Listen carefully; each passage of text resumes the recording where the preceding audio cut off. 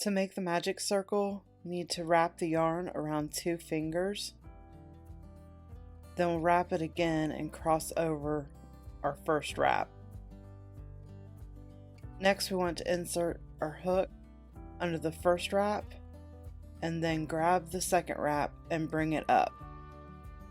Now you want to grab your working yarn,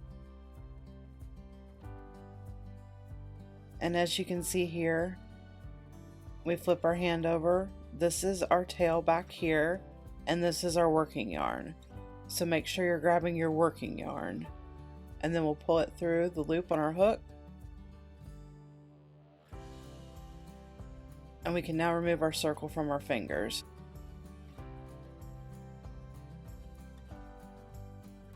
To demonstrate how this works, I'm going to go ahead and chain 2.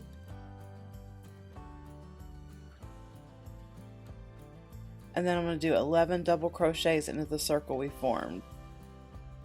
If you need to learn how to double crochet, I will put a link to a video tutorial for that in the description below, and you can check that out. Now you can go ahead and hit pause and meet up with me whenever you get to the last double crochet of the round.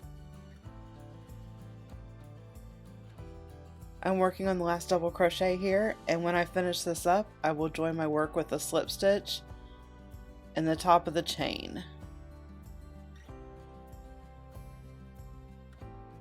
Now that we have this joined, we want to tighten this up, and all we need to do is pull our tail, and that's going to tighten our inner circle. As you can see there, super tight with no gaps.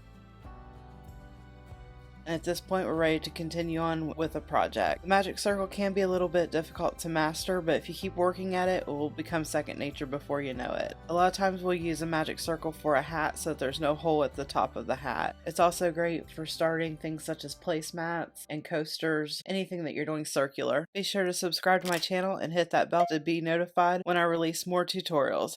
Have a great day.